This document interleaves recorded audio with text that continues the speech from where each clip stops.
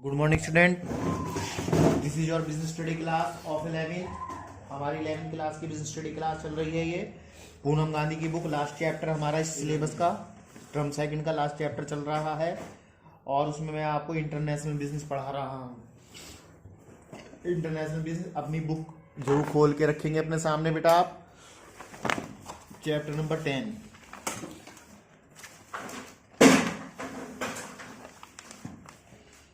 देखिएगा। हमारा जो टॉपिक चल रहा था,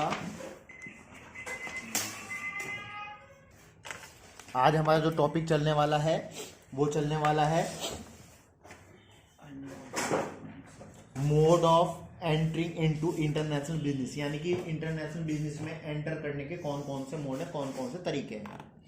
सबसे पहला है एक्सपोर्टिंग एंड इंपोर्टिंग। देखिएगा, सबसे शुरू में जब ये चैप्टर स्टार्ट किया था मैंने बिल्कुल स्टार्टिंग में, तो आपको इंपोर्ट एक्सपोर्ट यही समझाया था, मैंने समझाया था ना। तो exporting refer to sending of goods and service from the home country to a foreign country. Exporting का मतलब ये होता है अपना माल या कोई सर्विस से अपने होम कंट्री से कहीं दूसरी विदेश में भेजना। And importing means buying goods and service, यानी कि खरीदना या सर्विस लाना अपने यहाँ from A foreign country in home country, यानी कि अपने बाहर से अपने होम कंट्री में लाना, उसको क्या कहते हैं, इंपोर्टिंग। और एक्सपोर्ट यहां से बाहर भेजना है ना, या माल बेचना। The exporting and importing can be done in two ways. आप जो है एक्सपोर्ट और इंपोर्ट दो वे में, दो रस्तों में, मतलब दो तरीके से आप इसको डन कर सकते हैं, डायरेक्ट और इनडायरेक्ट। डायरेक्ट और इनडायरेक्ट देखिएगा। Direct means it self approach in foreign country and completes all the formalities it self. या तो आप खुद स्वयं अपने आप क्या नाम है इसकी फॉर्मेलिटीज पूरी करें और अप्रोच भी करें उसको, मतलब उसको बिजनेस को चलाए भी।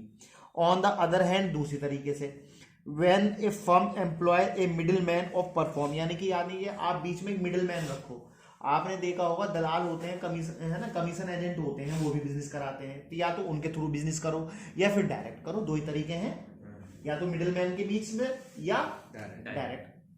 बात समझ में आ रही। आप प्रॉपर्टी बेच रहे हैं, डायरेक्ट तुम्हें बेच रहा हूँ, एक मैं बता रहा हूँ कि एक मेरा एजेंट है, मैंने इसको बता रखा कि मैं मेरी प्रॉपर्टी बेच दियो, तो इसके थ्रू बिक रही है तुम्हें, तो ये मिडिल मैन हो गया बीच में, है ना। ऐसे ही बिजनेस की बात कह रहा हूं मैं।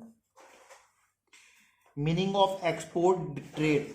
Export trade refer to selling goods and service produce in home country to foreign country और अक्रॉस द बॉर्डर, यानी कि बॉर्डर से बाहर। The seller of such goods and service is known exporter and buyer is called is importer.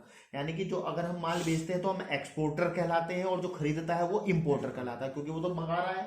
क्योंकि दो party होती है, एक परचेस करने वाली, एक सेल करने वाली, दो ही पार्टी होती है, जब भी बिजनेस होता है। ये तो नॉर्मल बिजनेस में भी अपने होम कंट्री में भी होता है।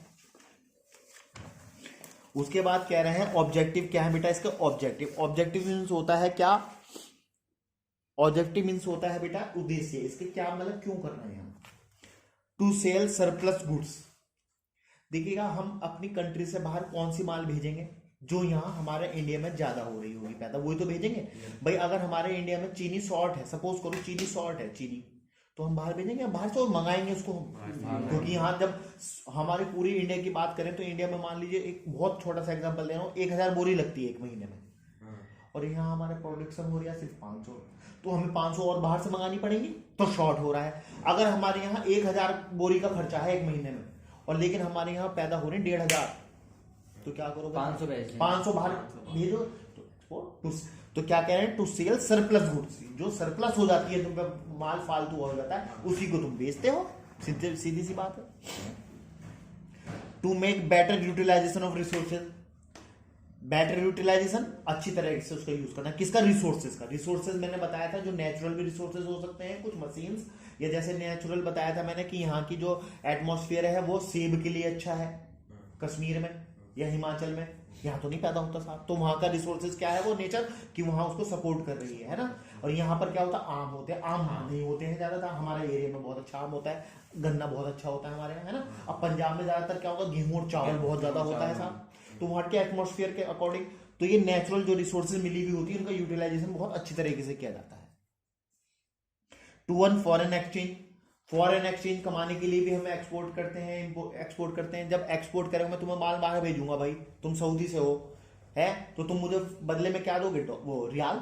और रियाल मेरे किस काम आएंगे? कहीं ना कहीं तुमसे तेल खरीदने काम आएंगे, वरना मुझे अपने रुपए को कन्वर्ट कराना पड़ता है, उसमें कमीशन देना पड़ता है। क्योंकि मेरे अगर तुम 2 लाख रुपए बदलोगे, तुम कहोगे सर मेरे बताओ कितने रुपए दोगे? 5,000 रुपये लूंगा। एक एग्जाम्पल दे रहा हूँ कि पैसे लेते हैं ना, कोई बैंक ऐसा थोड़ी बदल देता है, ठीक है ना बेटा। नेक्स्ट पॉइंट है टू इंक्रीज नेशनल इनकम। अभी आप जब इंटर में जाएंगे और इकोनॉमिक्स पढ़ोगे तो वहां नेशनल इनकम का एक पूरा चैप्टर आएगा बेटा आपके सामने। तो वो कह रहे हैं नेशनल इनकम, राष्ट्रीय आय, हमारी जो इनकम है भारत की इनकम, उसको बढ़ाने के लिए भी हम एक्सपोर्ट का बिजनेस करते हैं, एक्सपोर्ट इंपोर्ट का बिजनेस करते हैं, किसको? इनकम बढ़ाने के लिए। Earning from export trade help in increase the national income and higher national income improve the standard of living and quality of life of the people in the home country. अपना standard बढ़ाने के लिए, अपना quality बढ़ाने के लिए अपनी life की, और अपना पैसा कमाने के लिए हम क्या करते हैं? एक्सपोर्ट बिजनेस करते हैं। क्योंकि एक बात कल बताया था मैंने, होम कंट्री में जो बिजनेस करते हैं उसमें कंपटीशन ज्यादा है ना, कि तुम बैठे हो ना सर मैं 50 का दे दूंगा, तो वो बैठा ना सर मुझे 48 का ले जाइए, होता ना ऐसा। कंपटीशन में फायदा किसका होता है? हमेशा कस्टमर का।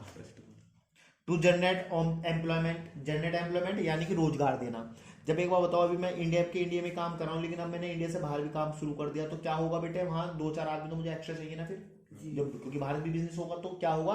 रोजगार ज्यादा दिया जाएगा, जनरेट होता है रोजगार, employment. Growth the export trade creates employment opportunity for the large number of people, क्योंकि लार्ज नंबर ऑफ पीपल, बहुत सारे आदमियों को मुझे रोजगार देना है। टू इंक्रीज गवर्नमेंट रिवेन्यू, देखिएगा गवर्नमेंट रिवेन्यू भी इंक्रीज होता है, क्योंकि जब हम बाहर से बिजनेस करेंगे तो टैक्स दोगे तो सरकार का क्या बढ़ेगा? इनकम बढ़ेगी। और सरकार का रेवेन्यू बढ़ेगा तो वो काय पे खर्च करती है? रेलवे पे, तुम्हारी शिक्षा पर, एजुकेशन पर, तुम्हारी हेल्थ पर, फ्री ऑफ कॉस्ट, तुम्हारे अस्पतालों में ये इतने वो देते हैं सरकारी, तो सब क्या बढ़ेगा? रेवेन्यू बढ़ेगा सरकार का। जब तुम एक्सपोर्ट करोगे, बिजनेस करोगे, जब तो तुम सरकार को टैक्स दोगे, और बिजनेस ना करे तो टैक्स कहाँ का दोगे? तो सरकार की इनकम कहाँ से आएगी? कुछ भी नहीं आएगी।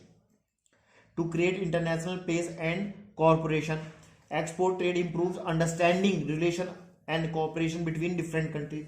जब हम एक दूसरे से बिजनेस करेंगे, मान लो मैं बिजनेस करने लगा इंग्लैंड से, फ्रांस से, जापान से, तो वहाँ की कंट्री से मेरे क्या हो जाएंगे? संबंध बन जाएंगे। कहीं ना कहीं तो मेरा फायदा होगा ना, क्या हम तो तुम्हें बिजनेस में पैसा कमाते हैं, हम तुम्हें यार तुम हमारे साथ ऐसा कर रहे हो, क्योंकि इंटरनेशनल बिजनेस पे बहुत सारी बार लड़ाइयाँ भी हो जाती हैं, तो कहीं ना कहीं हमारा जब बिजनेस होता है तो वो क्या होते हैं? रिलेशन और कॉपरेशन, एक दूसरे के सहयोग की भावना बनी रहती है कि यार ये तो हमारा बिजनेस का साथी है भाई, इसको नुकसान मत पहुंचाओ, है ना, इस तरह से। ठीक है बेटे, इस तरह से अगर आपकी कोई बात इसमें समझ में नहीं हो तो मुझसे फ़ोन करके आप पूछ लेंगे। ये टॉपिक कंप्लीट हो गया मेरा, ठीक है। पेपर भी हमारा बहुत जल्द होने वाले हैं, शायद मार्च के फर्स्ट वीक में हो जाएंगे आपके, है ना। ओके बेटे, थैंक यू बेटा, थैंक यू। लो भैया, कौन दे रही हो आप?